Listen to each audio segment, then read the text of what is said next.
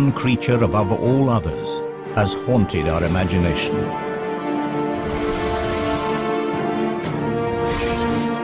On land and in the air, the dragon has left its mark in the folklore of our ancestors.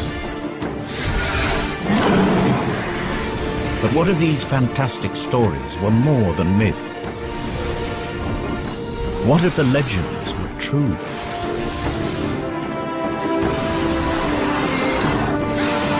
This is the story of a unique family that survived from the time of the dinosaurs to make a final stand in the Middle Ages.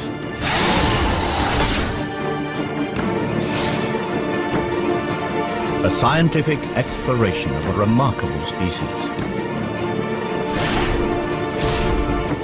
This is the natural history of the most extraordinary creature that never existed.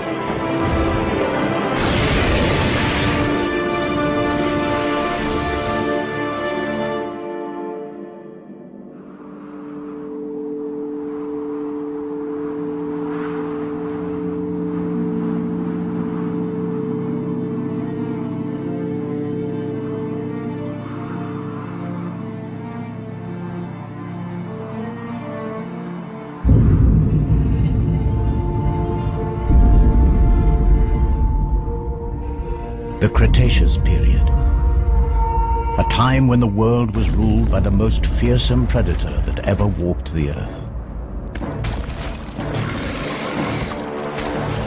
Tyrannosaurus Rex.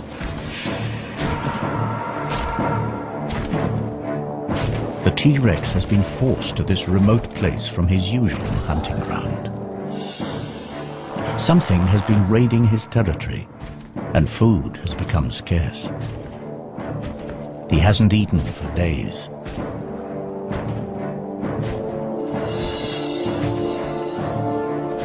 At last, a potential kill. But the T-Rex is cautious. He has never seen a creature like this before.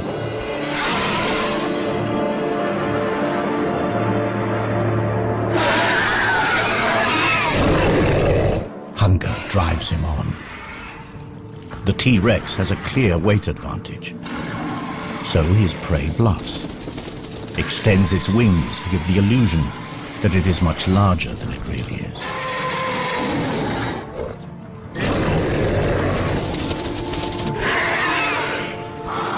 But the T-Rex isn't buying it. So the creature tries a different tack.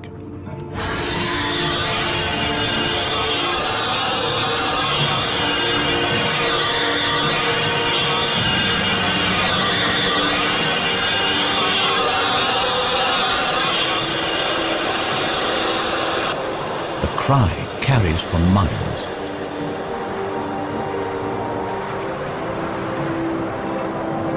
To this predator's sensitive ears, the sound is incredibly painful. But the T-Rex is still not deterred. And up here, there's nowhere to hide. But it is the T-Rex, not his prey, that is fatally exposed. They are not alone.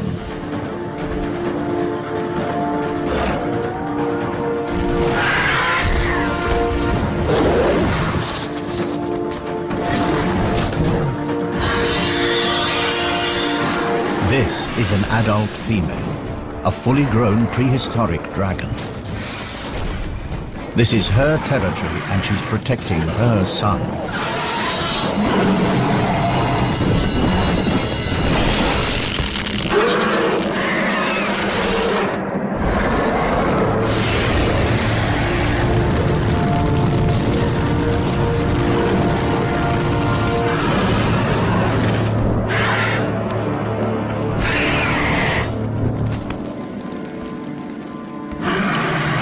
The Tyrannosaurus will not last the night.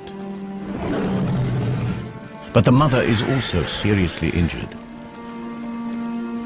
With a broken wing, she can no longer hunt to feed herself or her offspring.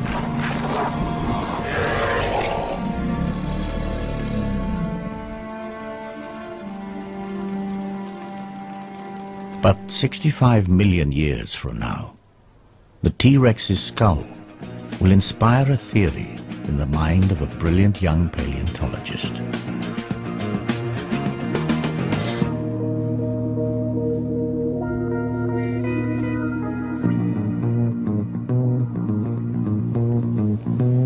This is one of only 3 intact T-Rex skulls that have ever been found.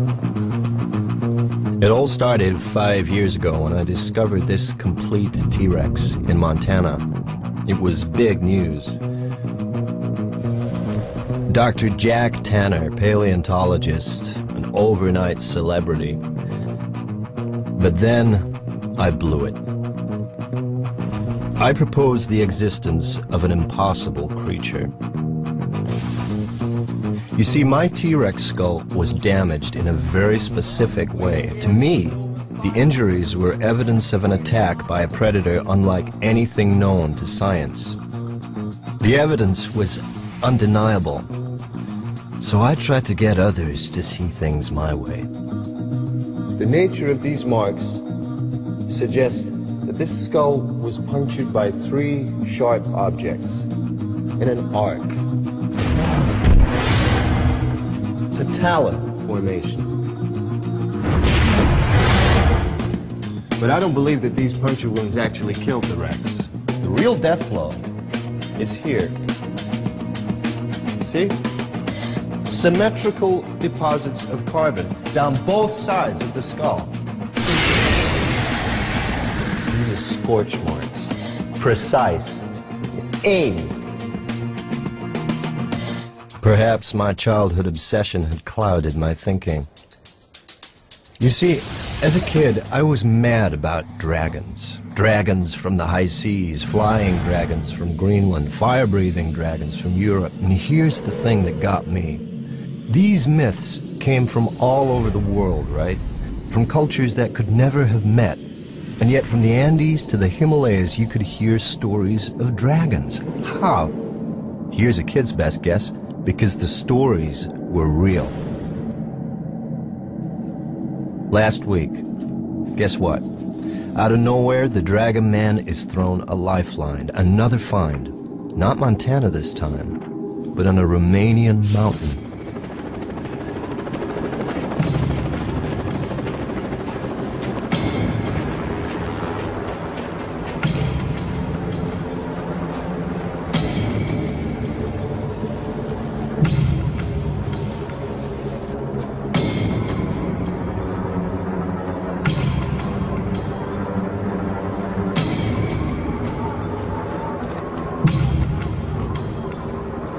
Extreme skiers had fallen into a network of ice caves.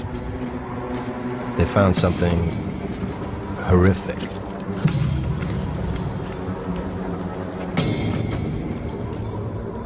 A body, and he wasn't wearing the latest lightweight thermals. It was ancient.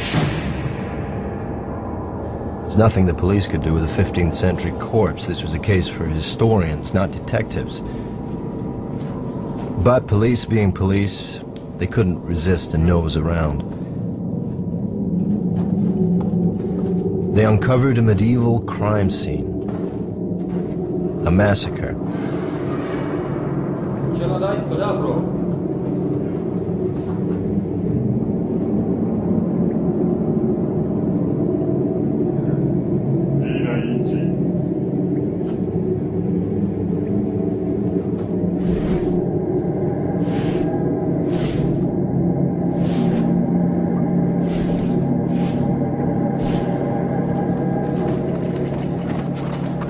They moved deeper into the cave and soon wished they hadn't. Now, I don't know the Romanian word for dragon, but someone said it.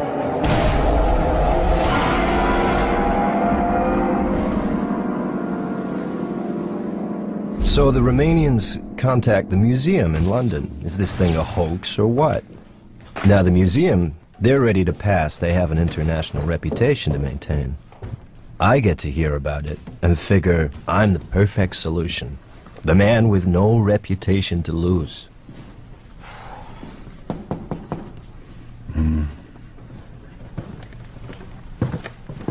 Have you seen the pictures? Every head of department has seen the pictures. And? Well, the museum's been formally asked by the Romanian authorities, in the strictest confidence, to help with this find. It's got them in quite a state. They don't know what they've got, and neither do we. Can I go? On the museum's behalf?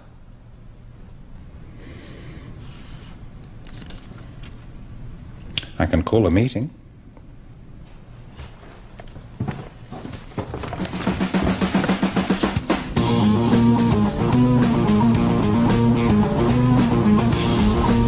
So here I am, with two of the museum's rising stars, who see me as a bad career move. We've got strict orders. If this thing's of any interest, get it shipped back to London. If it's a hoax, make our excuses and leave.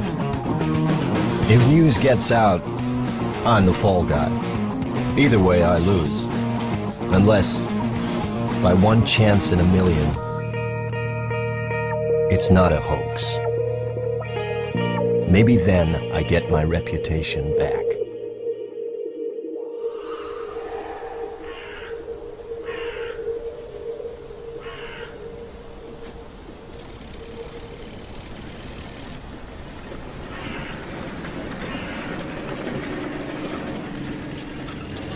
It starts badly. They've moved everything off of the mountain. Who knows what evidence might have been disturbed?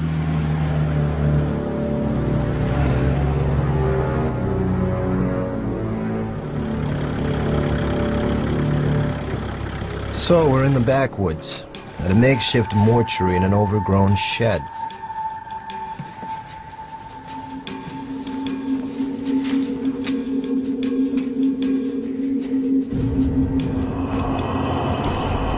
The official word is the bodies have been blackened by ice, but I wonder. Ask me, I'd say they have a different story to tell. But I mind my own business. My assignment is through here.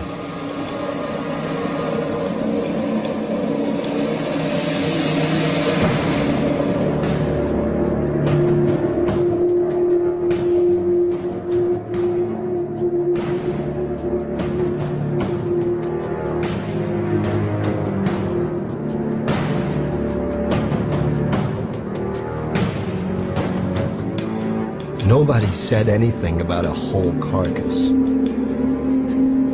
It's massive. I can see why the Romanians were cagey. I should be too, if I had any sense. This has got to be a hoax, hasn't it?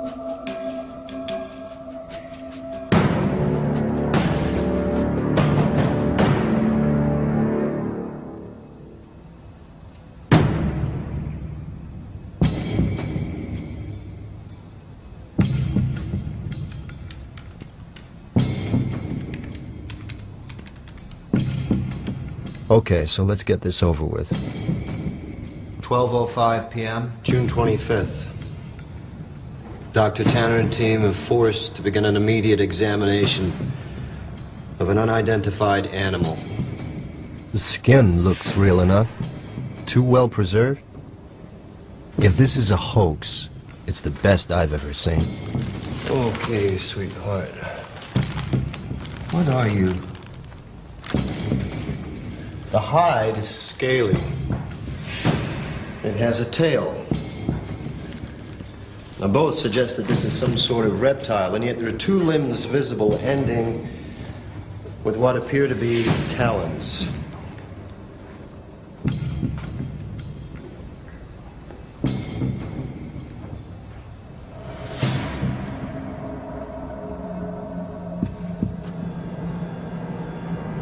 Now, these are general characteristics.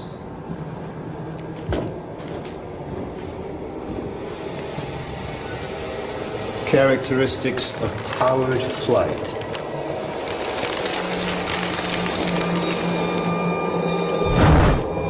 Could this thing really fly?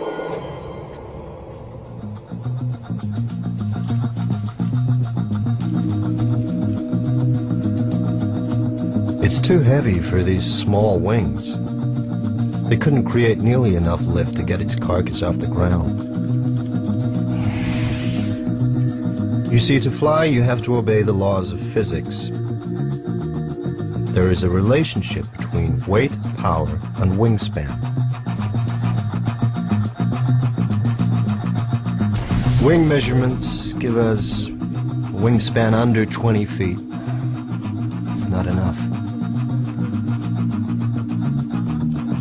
This creature looks built to fly. It's got all the parts, but at the moment they just don't add up. Estimated weight? I'm guessing 900 pounds, maybe 950. He's not gonna like this. Don't tell me. The wing-to-weight ratio is way out. Couldn't fly, right? It's too heavy. A creature with wings that can't fly. That spells trouble. 2 weeks have passed since his mother saved him from the T-Rex, and the young dragon is in trouble. His mother is dead. The injury to her wing proved fatal. He cannot fly, and with no one to hunt for him, he too will die. The smell from his mother's carcass is attracting scavengers. For the moment, they're just pterosaurs. But who knows what other creatures may pick up the scent. This dragon lost his mother at a critical moment. Somehow, he has to teach himself to fly before it's too late. And if he does get airborne, it will be thanks to one of nature's most astonishing feats of engineering. This just gets stranger by the minute. Internal scans show a massive heart. That's typical of flying creatures. Those chest muscles would need large quantities of oxygen-rich blood. Your bones are perfectly designed for flight, too. The internal structure is very specialized. It's honeycombed. You see this lightweight structure in bird skeletons. Their bones are strong, but still light enough for flight.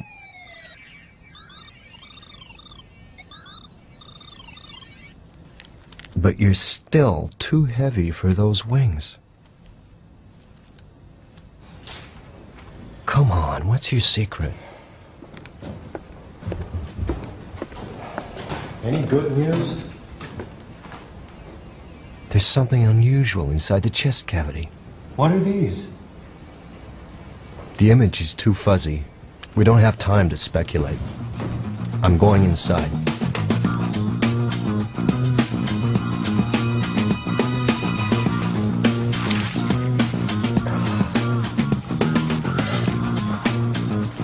The plot thickens.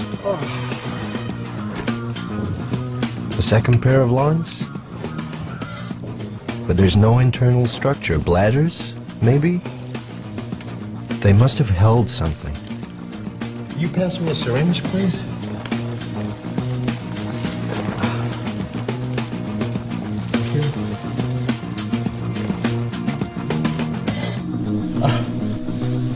It's gas. Analysis, please.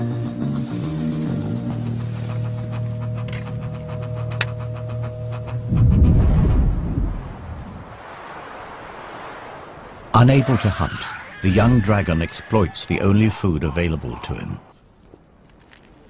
His mother's meat will keep him alive for a few days. But if he can't fly, he can't hunt. His future looks bleak. Yet, even in death, his mother may still help him. In their gut, all creatures contain bacteria that help them to break down food. And as they do this, they release gas.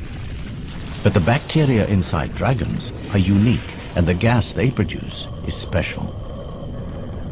It is channeled into 2 storage chambers, the dragon's flight bladders.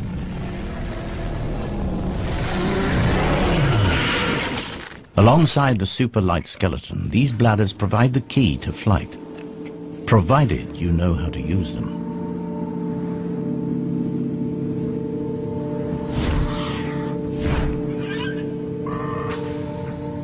This young dragon will have to learn fast. The scent of his decomposing mother has attracted the most dangerous creature imaginable. An aging male dragon. Its broken horns and dull markings betray a dragon at the end of his days, and this is bad news for our juvenile. Continuous battles over territory mean that most males never reach old age. But this dragon is still around. He's a survivor, and he's hungry.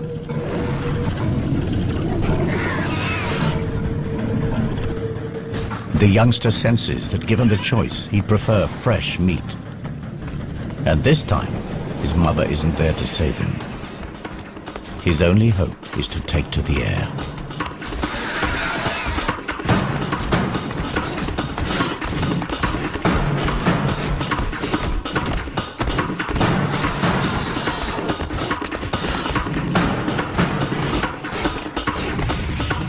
Okay, gas composition, predominantly hydrogen.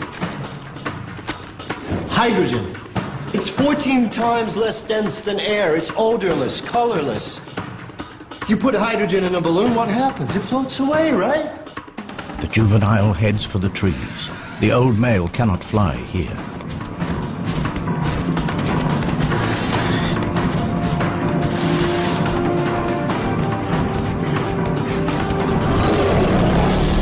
Inside, the young dragon's body is working overtime. Heart beating, muscles pumping, and hydrogen is collecting at a phenomenal rate.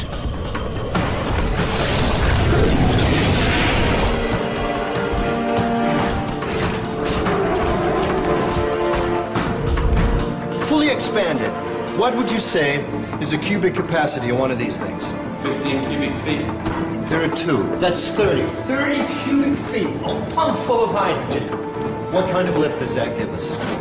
Not quite there, but maybe.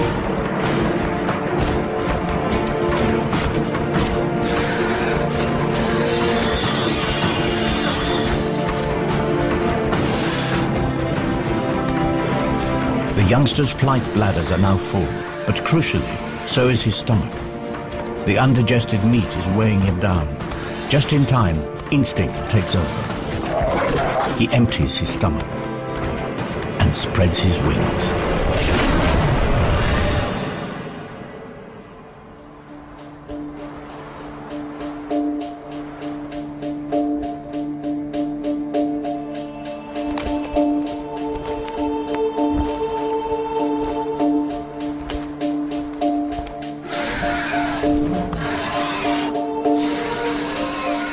Exhausted, the old male abandons the chase.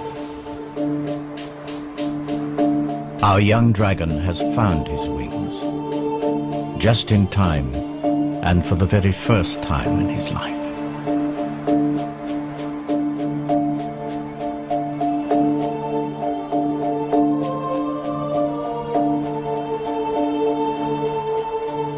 Analysis suggests it's to be confirmed that maybe, just maybe, this creature could fly. This is no hoax. This thing is for real. A gigantic flying lizard. Too much to expect that you could breathe fire, too.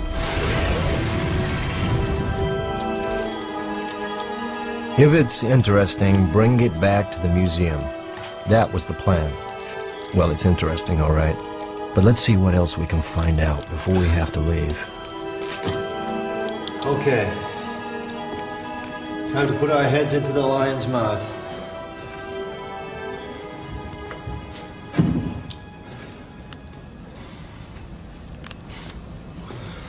Was clearly a carnivore, a formidable predator.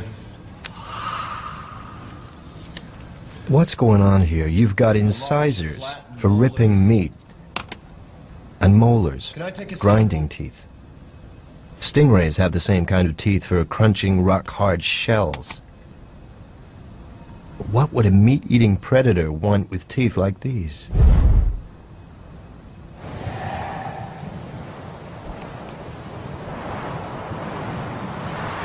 Several years have passed, and our juvenile is now a young adult. But he is homeless. Without territory, he will never have a regular supply of food, and he will never mate. But his time has come. In the past, he has strayed accidentally inside the territory of dominant males. Today, there is no mistake. It is a daring act. Half of all young males are killed in territorial battles.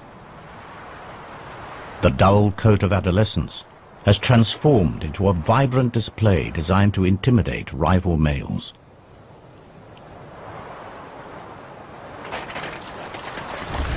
But before he makes himself known, he takes on stores of a rare and valuable mineral found at the heart of every dragon territory. He is preparing for the fight of his life. And these rocks will hold the key.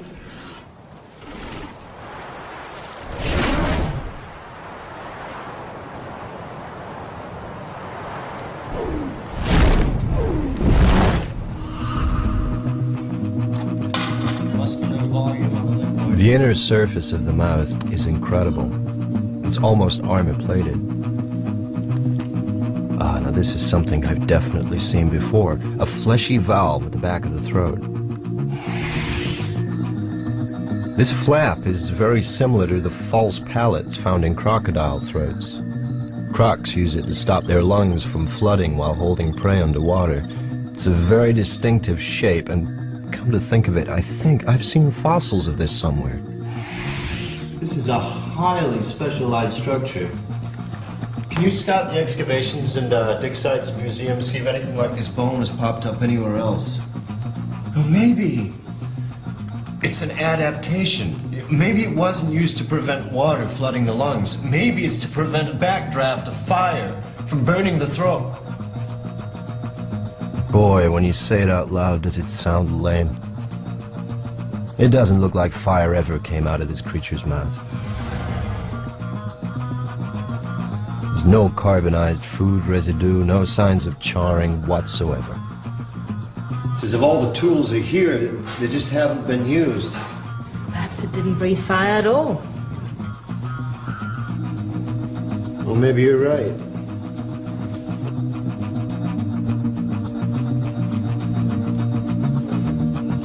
Let's take a step back. Nature isn't constrained by our lack of imagination. Think about it. The natural world is full of bizarre creatures that have the most extraordinary weapons, tongues like spears, colors that change, and shapes. Lassos even, but a creature that breathes fire? Bear with me. Meet the bombardier beetle. Now when this guy gets angry, he fires out liquid at a temperature of over 200 degrees Fahrenheit. Now how's he do it? By pumping a liquid fuel into a reaction chamber where a catalyst ignites it. The exploding chemicals have nowhere to go but out. And with a bang! Now is that how dragons did it?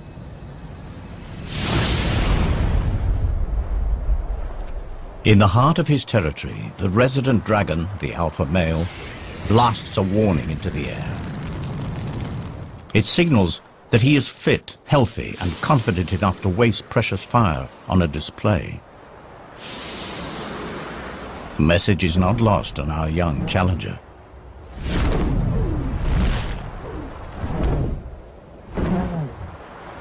If he has any chance at all of winning this duel, he must be at his very best, because the stakes are high.